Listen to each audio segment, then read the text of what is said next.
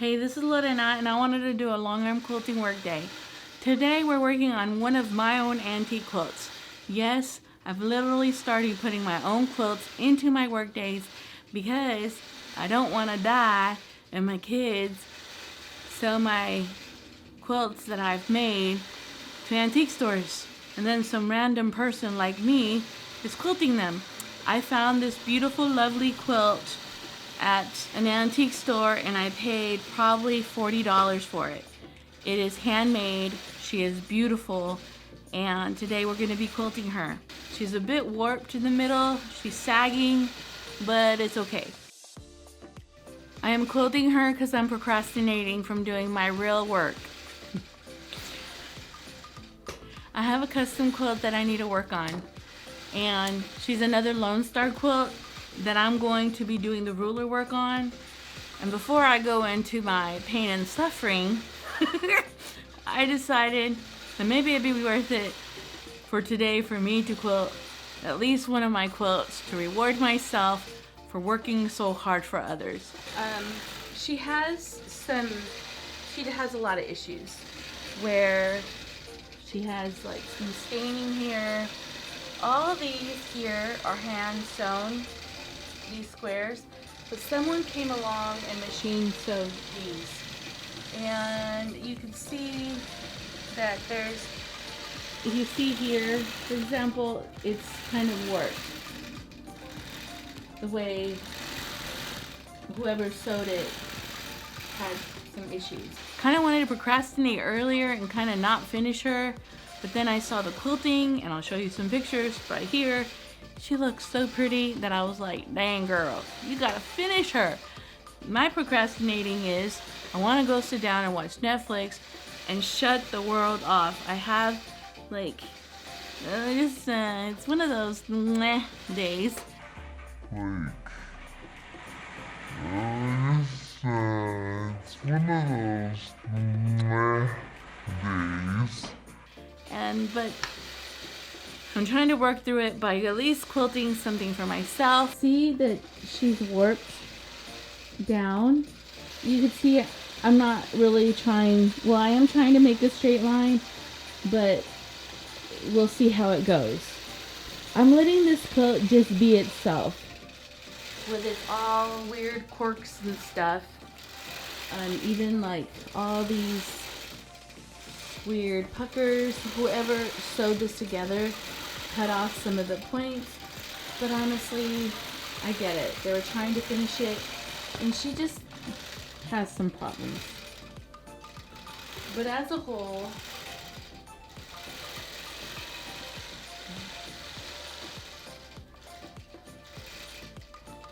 she's really pretty.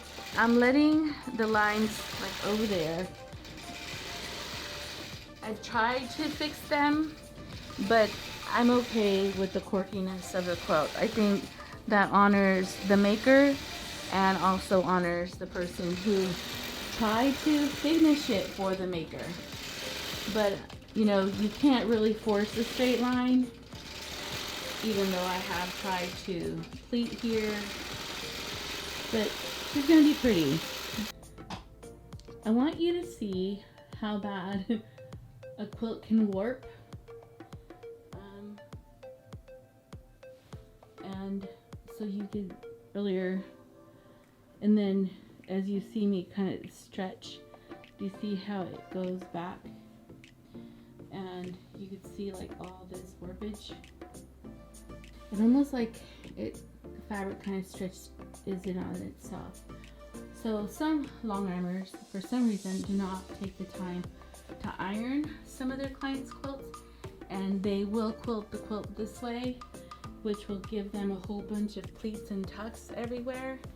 And my recommendation is you always have the option to starch and iron. And I'm just showing you like this initial view of how the quilt was warped, and then I've just been stretching it a bit, kind of pulling it in where I want it to go. Like just even doing this kind of gets the fabric to kind of move. You can only straighten it out so much without ironing it.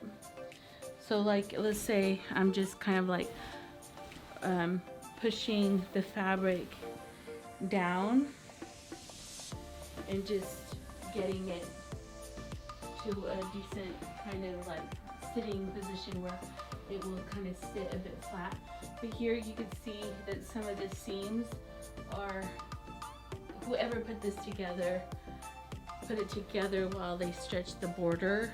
It is a bit flatter, but you see that it keeps wanting to wrinkle itself back to its former position. Starch the heck out of it, almost to where you could get it wet.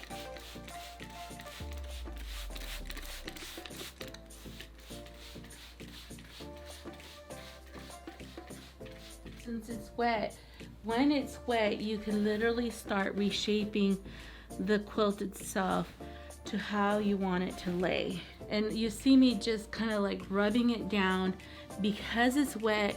It has, you notice like it's staying in position better. And you're getting a lot of that warpage or that stretching. And you're kind of like just making it flat like it should be.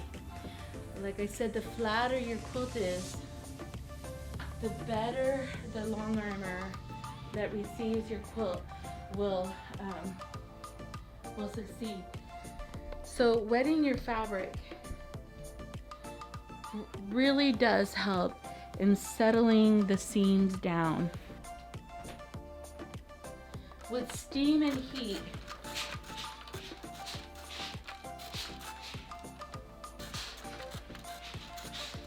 flatten it more.